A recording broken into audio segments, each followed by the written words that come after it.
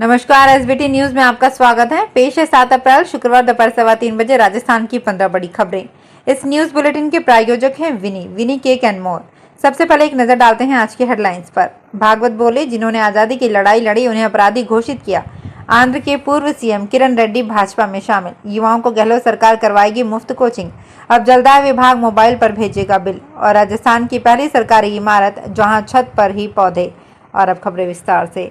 राष्ट्रीय स्वयंसेवक संघ की ओर से देश में तीसरी बार और राजस्थान में पहली बार आयोजित हो रहे 3 दिवसीय राष्ट्रीय सेवा संगम की शुरुआत जयपुर में हुई। आरएसएस प्रमुख मोहन भागवत ने संगम के उद्घाटन पर कहा कि दुनिया भर में मिशनरी समाज के लोग हॉस्पिटल, स्कूल चलने के साथ सेवा का काम कर रहे हैं। उन्होंने कहा कि संघ की स्थापना से ही स्वयंसेवक सेवा कर रहे हैं। उन्होंने कहा, हमारे समाज में कई ऐसी घुमंतू लोग हैं जिन्होंने देश की आज़ादी की लड़ाई लड़ी। वो झुके नहीं, स्वतंत्रता के लिए लड़ते रहे। वे कहीं न कहीं घूमते रहते हैं। उनके पास कोई वोटर आईडी, राशन कार्ड नहीं। विदेशी शासकों ने उन्हें अपराधी घोषित कर दिया। सीनियर कांग्रेस लीडर और आंध्र प्रदेश के पूर्व मुख्यमंत्री किरण कुमार रेड्डी शुक्रवार को भाजपा में शामिल हो गए। कांग्रेस छोड़ते वक्त रेड्डी ने अध्यक्ष मल्लिकार्जुन खड़गे को एक लाइन का इस्तीफा भेजा था। रेड्डी पहले भी कांग्रेस से इस्तीफा दे चुके हैं। 2014 में जब यूपीए सरकार ने आंध्र से तेलंगाना को अलग करने का फैसला किया, तब रेड्डी ने विरोध में पार्टी छोड़ दी थी। उन्होंने तब अपनी जॉयस मैक्स आंध्रा पार्टी बनाई थी और आम चुनाव में कैंडिडेट्स भी उतारे थे, लेकिन उन्हें एक भी सीट पर सफलता नहीं मिली। राजस्थान सरकार के सामाजिक न्याय एवं अधिकारिता मंत्री टीकाराम जूली ने वीडियो कॉन्फ्रेंस के माध्यम से शैक्षणिक वर्ष 2023-24 के लिए मुख्यमंत्री अनुप्रति कोचिंग योजना के नवीन पोर्टल का वर्चुअल शुभारंभ किया है। उन्होंने कहा कि गत वर्ष इस योजना में 15,000 अभ्यर्थी शामिल थे। इसे राज्य सरकार ने इस वर्ष बढ़ाकर 30,000 कर दिया है। उन्होंने कहा कि तैयारी करने वाले अभ्यर्थियों की समय पर कोचिंग हो सके, इसके लिए इस बार 2 चरणों में आवेदन प्राप्त कर मेरिट लिस्ट जारी की जाएगी। उन्होंने बताया कि पहले चरण में कोचिंग करने के लिए इच्छुक अभ्यर्थी 6 से 20 अप्रैल तक ऑनलाइन आवेदन कर सकते हैं। राजस्थान की राजधानी जयपुर में 4,25,000 पेयजल उपभोक्ता हैं। इनमें से अधिकांश की ये शिकायत रहती है कि बिल समय पर नहीं मिला या फिर घर पर बिल आने का पता नहीं चला, जिससे वे तय समय पर जमा नहीं करा सके और उनको पेनल्टी भरनी पड़ी। अब जलदाय विभाग पेयजल उपभोक्ताओं की इस तरह की शिकायतों को दूर करने की तैयारी कर रहा है। जलदाय विभाग प्रदेश के उपभोक्ताओं को जल्द ही बिल तैयार होने पर पानी के उपभोग की मात्रा, बिल राशि और जमा कराने की अंतिम तारीख का मैसेज मोबाइल पर आएगा।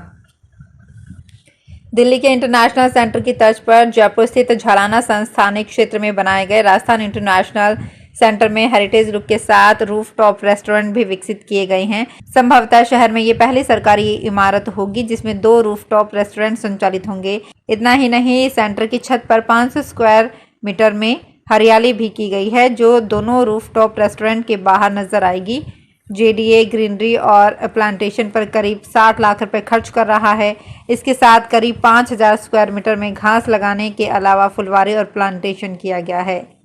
जयपुर नगर निगम ग्रेटर एरिया में 563 डेयरी बूथ के लिए आए आवेदनों की लॉटरी निकाल दी गई है। निगम के हिसाब से एक बूथ के लिए 4 आवेदकों के नामों का चयन किया गया है। जितनी संख्या में सरस बूथों का आवंटन होगा, उससे 4 गुना लोगों को सिलेक्ट किया गया है। इन सेलेक्ट किए गए लोगों को अब 11 अप्रैल को इंटरव्यू के लिए बुलाया गया है। डेयरी बूथ आवंटन के लिए चुने गए आवंटियों को 11 से 13 अप्रैल तक इंटरव्यू लिया जाएगा। इसमें आवेदकों की शिक्षा के साथ उनके परिवार की आवश्यकता को भी देखा जाएगा। बूथ लेने वाले आवेदक को नंबर दिए जाएंगे। बाद में सफल आवेदक को बूथ अलॉट किया जाएगा।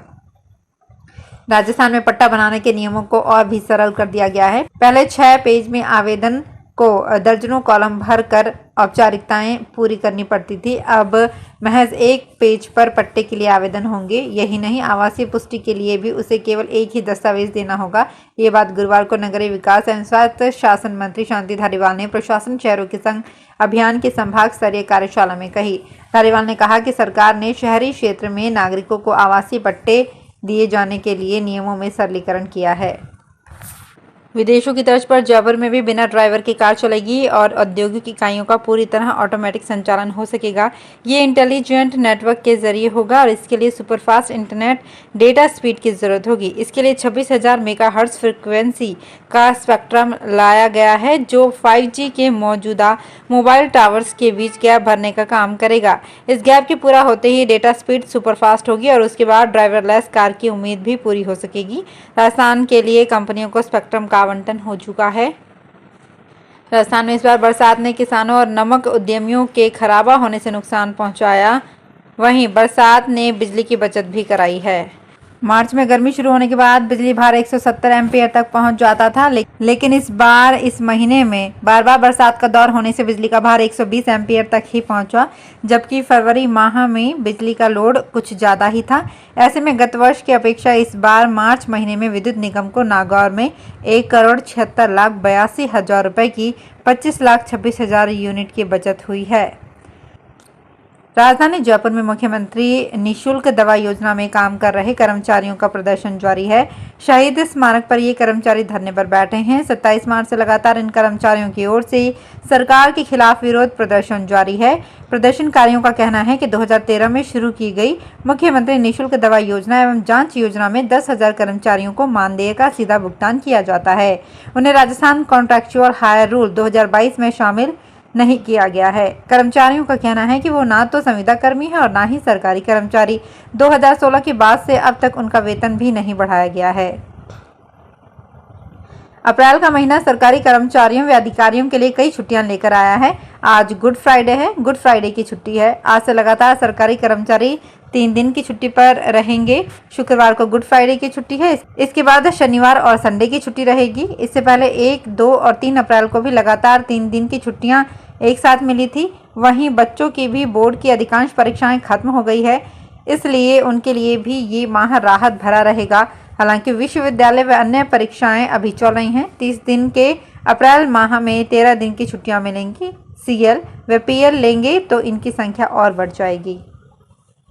राजस्थान के सीएम अशोक गहलोत के सलाहकार डॉक्टर राजकुमार शर्मा एक बार फिर सुर्खियों में हैं। शर्मा की पत्नी डॉक्टर रूपा माथुर ने फैमिली कोर्ट में प्रार्थना पत्र दायर करके 1.5 लाख रुपए का प्रतिमाह भरण पोषण का भत्ता मांगा है।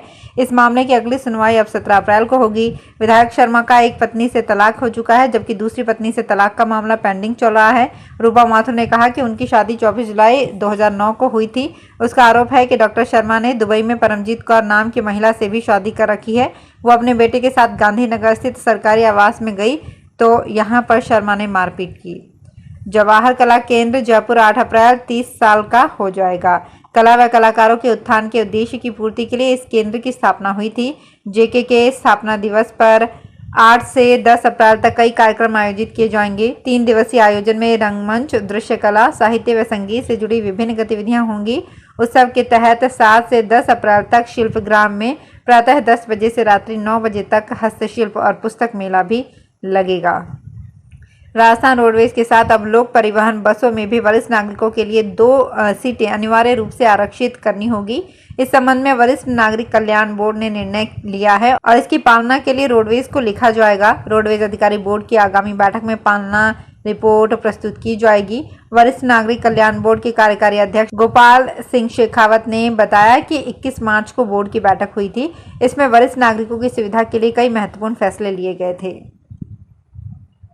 बाड़मेर जिले में कृषि उपभोक्ताओं के स्वीकृत भार से अधिक का विद्युत भार को नियमित करने के लिए निगम की ओर से चलाई जा रही स्वैच्छिक भार वृद्धि योजना की अवधि को 1 माह के लिए बढ़ा दिया गया है। अब कृषि उपभोक्ता बिना पेनल्टी के 30 अप्रैल तक अपने कृषि विद्युत कनेक्शन का विद्युत भार बढ़ा सकते हैं।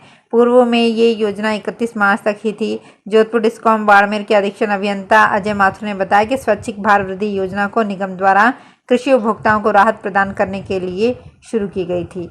तो फिलहाल इस बुलेटिन में इतना ही। फिर हाजिर होंगे कुछ और बड़ी खबरों के साथ। अगर आप भी अपने आसपास की छोटी बड़ी और महत्वपूर्ण खबरों से अपडेट रहना चाहते हैं तो सब्सक्राइब कीजिए हमारे चैनल एसपीटी न्यूज को और प्रेस कीजिए बेल आइकन पर।